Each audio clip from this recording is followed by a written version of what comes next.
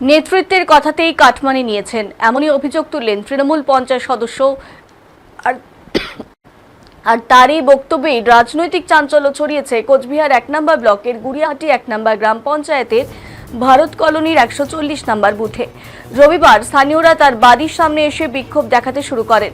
Police ঘটনাস্থলে উপস্থিত থাকায় অপ্রীতিকর কোনো ঘটনা ঘটেনি। স্থানীয় বাসিন্দাদের অভিযোগ, পঞ্চায়েত সদস্য জয়া দেবনাথ আবাসের যোজনার টাকা থেকে তাদের থেকে কাটমানি নিয়েছে।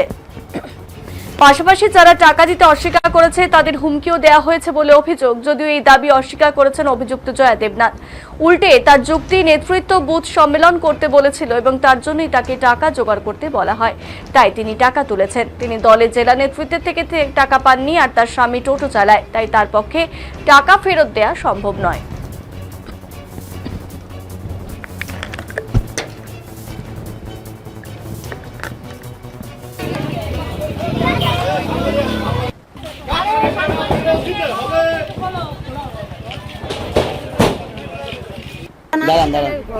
টাকা ডুববে না, পরবর্তী টাকা ডুববে না।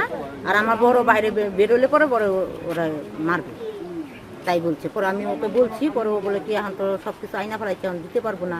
পরে 1000 টাকা ওনাকে দেওয়া হয়েছে, তাও উনি নিবে না। পরে আমি বলি যে এখন নেও, পরে টাকা ঢুকলে পরে 4000 টাকা দিবে। কত চেয়েছিল? 5000 টাকা চাইছে, 5000 টাকা করে চাইছে। টাকা না দিতে পারে কি হুমকি দিয়েছিল? কি হুমকি দিয়েছিল?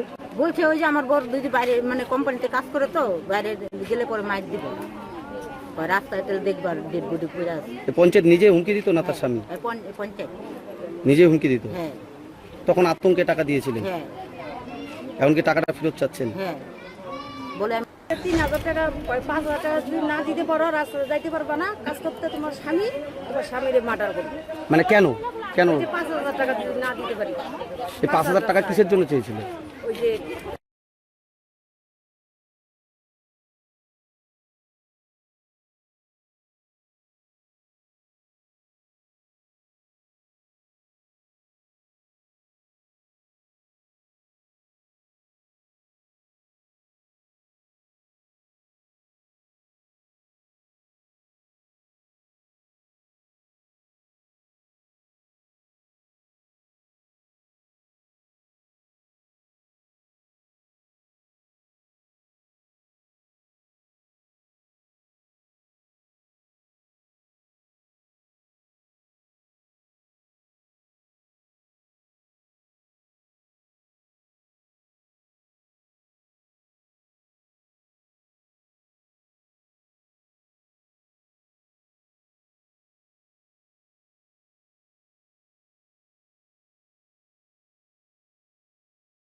ছিলাম তো পঞ্চায়েতে যা অনারিয়াম সেটুকুই পাইতাম, তাছাড়া কিছু পাইতাম।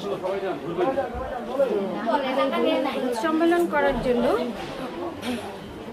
এলাকার যারা যারা ঘরের টাকা পাইছে মোটামুটি 64 জন ঘর পাইছে।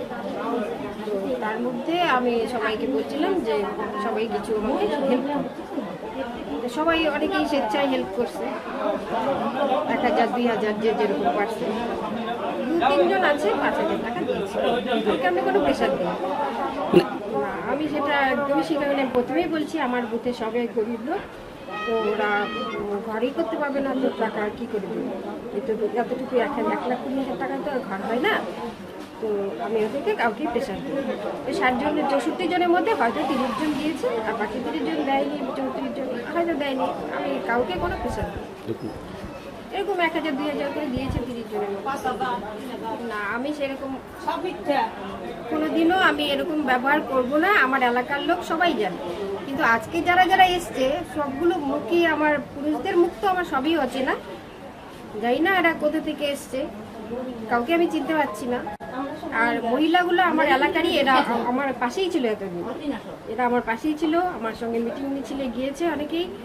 আর সবসময় বলতো আমার ঘরটা পাওয়াই দিও, এই দেবো এই দেবো, তোমাকে মিষ্টি খাওয়াবো বলতো।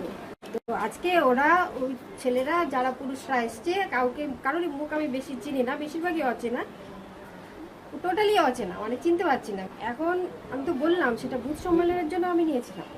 তো বুথ সম্মেলন করা হয়েছে আমার বুথে, সেটা খরচা করেছে পার্টির লোক। আমি এখন কোথা থেকে আমি সেটা জানি। আমি এখন আমার তো হাত পা বাঁধা, এখন সারা পশ্চিমবঙ্গে এটাই হচ্ছে। যারা আমি তো 3 বছর ধরে ছিলাম, আমি দাঁড়াতেও চাইনি, এখন ভাগ্যচক্রে